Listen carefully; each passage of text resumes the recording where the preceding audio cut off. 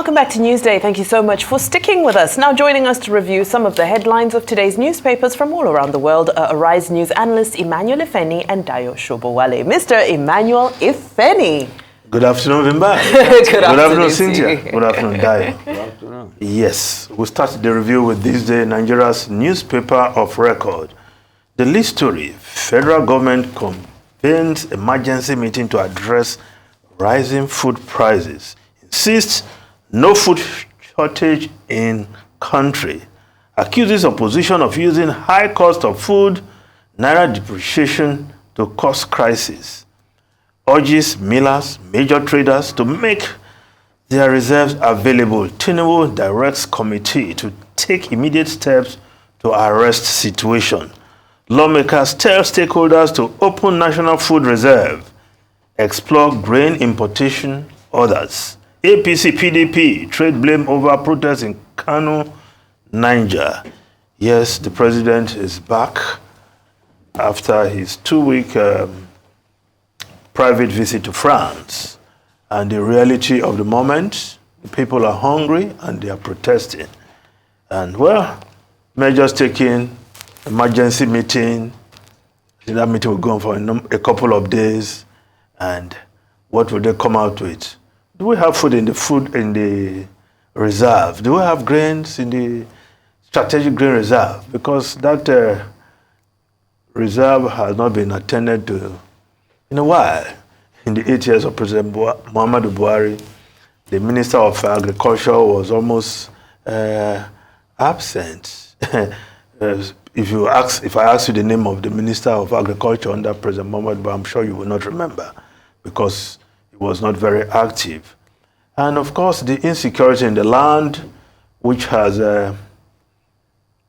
made many farmers, thrown them out of their profession, which is farming. The number of farmers in Plateau, Benue, statewide in IDP camps, they cannot go back to their community. They are all contributing. Dayo, the measures, I've not seen the measures yet. They are still holding an emergency meeting. Will this arrest the situation?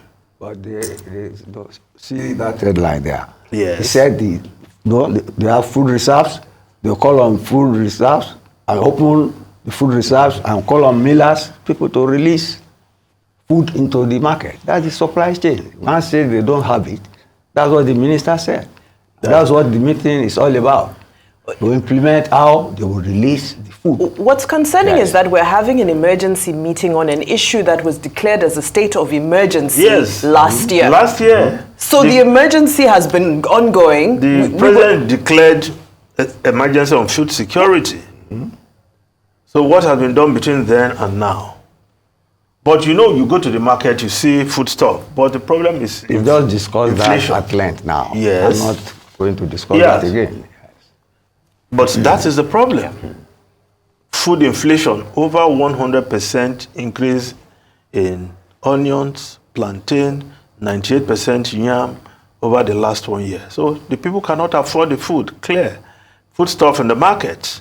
So it's not as if, so when the foreign government said, insist no food shortage in the country, yes, I agree. You see the food stuff there in the market, it's not as if you don't see people selling yam, gari, tomatoes, pepper anymore.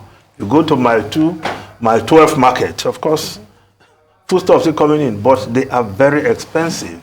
And there are a number of factors responsible for the bad roads included, because transporters have also increased their fares to move goods across the country. Illegal tolls, part of the problem.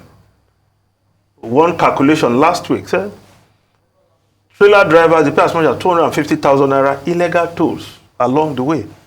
So somebody has to bear the cost, and they pass all to the consumers, as it were. So when people are saying we're hungry, it's because they cannot afford food stuff in the market. Now, if we just look at other stories, of course, the report in the Guardian newspaper, still about the inflation, food inflation. Inflation price hike push an egg-a-day diet beyond Nigerians' reach. Pricey eggs. Egg, 150 naira for one.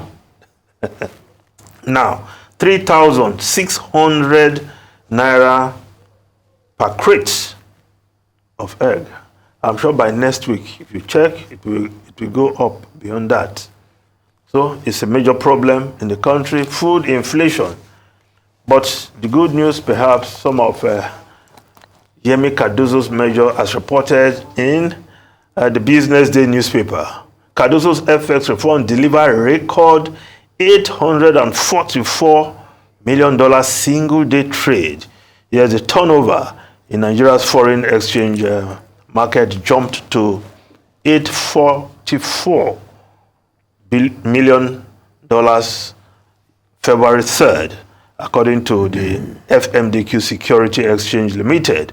So the amount is 3 times more than the $266 billion traded on February 1. Quite some jump.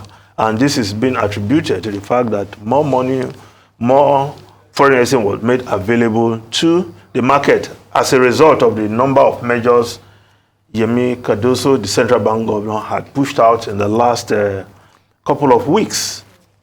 We hope this will continue, and there is some appreciation of the naira. The naira strengthened to 1,419 naira to the dollar on Monday, up from 1,436 to the dollar on Friday. So maybe we'll see some bright lights, no matter how far-fetched those lights are, still looking dim. I think it's just unfortunate that for the common man, this means nothing until it trickles down into your pocket, or you're seeing the tangible impact of this when you go to the market, when you're filling your tank, so this is wonderful from an economic perspective in the long term, medium to long term. But for somebody who has just received their salary at the end of the month, and we're almost not even 2 weeks into a new month, and the salary is probably finished. Okay. That's why, of course, the Daily Trust newspaper, still on this issue, cost of living crisis. House of Rep wants action to end hunger. Asks federal government to import grains, drugs, others. Lasting solution coming. Cardozo, tame corruption, wasteful spending. Northern elders are urging Presidential Food Committee meets. Of course, the Nation newspaper reporting that story. Federal government, our economic policies yielding fruits. Certainly, many people who are feeling the pangs, the pains of these policies will not agree that it's yielding fruit. But again, it may take time. The Minister of Budget and Plan says it's like building a house. They're still at the foundation level. It will take time before you see this beautiful edifice that the policies will deliver. Well, thank you, gentlemen. We're out of time. I look forward to the day that we smile when you review the papers. But, you have to smile. I mean, it's a fake one. Things are not that bad, Okay. Good for you. But thank you so much, Mr. Emmanuel Ifeni, Mr. Dayo Shobale, for your review. And thank you for joining us on Newsday. Thank you.